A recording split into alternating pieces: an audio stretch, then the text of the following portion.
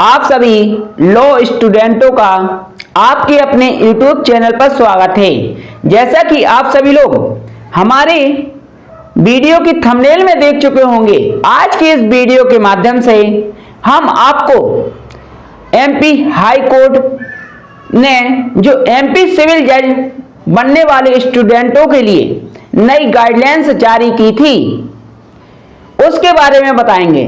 MP high court ने अपने राजपत्र में जारी किया था, आने वाले समय में अब जब MP में सिविल जज की वैकेंसी आएंगी तो वही बच्चे फॉर्म अप्लाई कर सकते हैं जिनकी 70% है, या तो फिर LLB में या फिर BA LLB में 70% होना अनिवार्य कर दिया गया था फर्स्ट अटेम्प्ट में, यानी कि 3 साल की डिग्री 3 साल में कंप्लीट की हो और 5 साल की डिग्री 5 साल में कंप्लीट की हो।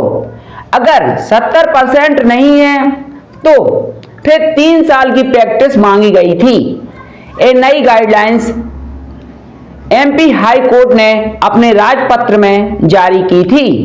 तो इसके विरोध में लॉ स्टूडेंट ने मध्य प्रदेश हाई कोर्ट जबलपुर में इसके संबंध में रिट पिटीशन दायर की थी। यह जो राजपत्र में सूचना जारी की गई है MP सिविल जज बनने के लिए, वह बिल्कुल गलत है और आर्टिकल 14 का उल्लंघन है। इस संबंध में जब MP हाई कोर्ट ने सुनवाई हुई तो उन्होंने कह दिया जो निर्णय दिया गया है, जो राजपत्र में सूचना जारी की गई है और बिल्कुल सही है, क्योंकि वही बच्चे फॉर्म अप्लाई कर सकेंगे जिनकी LLB में या फिर BA LLB में फर्स्ट अटेम्प्ट में 70% है। इसके पहले परसेंटेज नहीं मांगी जाती थी। अगर आपने BA LLB या LLB की डिग्री कर ली है तो आप MP सिविल जज का फॉर्म भर सकते थे, लेकिन अब ऐसा नहीं है दोस्तों। तो MP हाई कोर्ट ने कहा यह मेरा दिया गया निर्णय सही है और इस निर्णय को रद्द कर दिया। इसके बाद लॉ स्टूडेंटों ने सुप्रीम कोर्ट ने रिट याचिका लगाई। वहां पर जब सुप्रीम कोर्ट ने अपना फैसला दिया इस मामले में तो उन्होंने कहा यह जो निर्णय MP हाई कोर्ट द्वारा मध्य प्रदेश सिविल जज भर्ती को लेकर दिया गया है बिल्कुल सही है, क्योंकि इससे एक सही जजों की क्वालिटी इंप्रूव होगी। वही जज बन पाएंगे जिसके अंदर योग्यता है जज बनने की। और इस निर्णय को सही ठहराया सुप्रीम कोर्ट ने और इस मामले को भी खारिज कर दिया सुप्रीम कोर्ट ने। अब हम आपको दोस्तों उस अखबार की फुटेज दिखाते हैं। आप अखबार की कटिंग देख सकते हो जिसमें लिखा गया था कि सुप्रीम कोर्ट का जो फैसला है उसमें सिविल जज बनने के लिए 70% अंक और 3 साल की प्रैक्टिस अनिवार्य कर दी गई है। यह लिखा था 70% अंक और 3 साल की प्रैक्टिस। दोस्तों इसका मतलब है 70% अंक भी आपको चाहिए BA LLB में और LLB में और 3 साल की प्रैक्टिस भी। इस प्रकार का अखबार वालों ने छापा था अपने अखबार में। तो इस अखबार को देखते ही बच्चे भ्रमित हो गए। आप सभी लोग इस पेपर की कटिंग देखकर भ्रमित मत होना, क्योंकि यह पेपर में जो छापा गया है पेपर वालों द्वारा बिल्कुल गलत छापा गया है। क्योंकि हाई कोर्ट के बाद जो सुप्रीम कोर्ट ने अपना निर्णय दिया था इस मामले को लेकर, उन्होंने निर्णय दिया था कि या तो 70% होनी चाहिए या फिर 3 साल की प्रैक्टिस अनिवार्य की थी। लेकिन इस पेपर ने कहा है 70% और 3 साल की प्रैक्टिस। ऐसा नहीं है, क्योंकि पेपर वाले जो सुनते हैं वही अपने अखबार में छाप देते हैं। इसलिए कोर्ट में इस प्रकार के एविडेंस को प्रूफ के तौर पर सिद्ध नहीं किया जा सकता, क्योंकि यह सुनी सुनाई बातें होती हैं। इसलिए इन्हें हेयरसे एविडेंस के अंतर्गत रखा जाता है।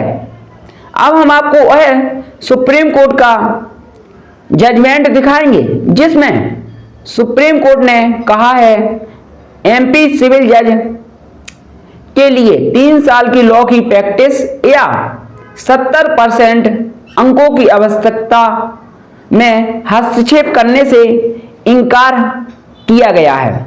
जो हाई कोर्ट का निर्णय है बिल्कुल सही है। और यह भी कहा गया है सुप्रीम कोर्ट ने मध्य प्रदेश हाई कोर्ट के उस नियम को बरकरार रखने के आदेश में हस्तक्षेप करने से इनकार कर दिया।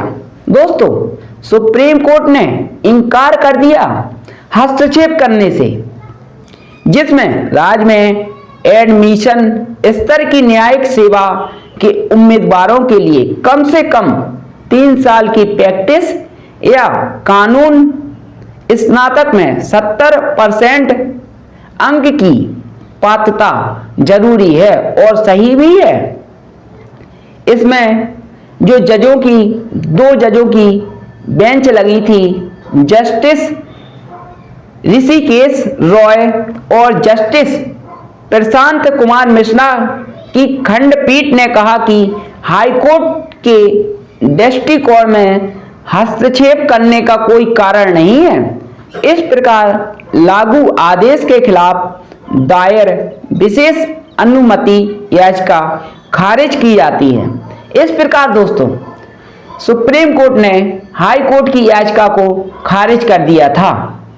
उन्होंने कहा, सुप्रीम कोर्ट ने जो हाई कोर्ट द्वारा अपने राजपत्र में जारी किया गया है एमपी सिविल जज बनने के लिए योग्यता बिल्कुल सही है। इससे उच्च जजों की क्वालिटी इंप्रूव होगी और वही जज बन पाएंगे जो जज बनने के काबिल है। इस प्रकार दोस्तों सुप्रीम कोर्ट ने निर्णय दिया। लेकिन अगर आप लोग जज बनना चाहते हो और आपकी 70% है तो आप एमपी में जज बन सकते हो। क्योंकि दोस्तों इस पेपर को देखकर आप भ्रमित मत होना, क्योंकि पेपर वाले तो कुछ भी छाप देते हैं, उन्हें जो समझ में आता है वो छाप देते हैं।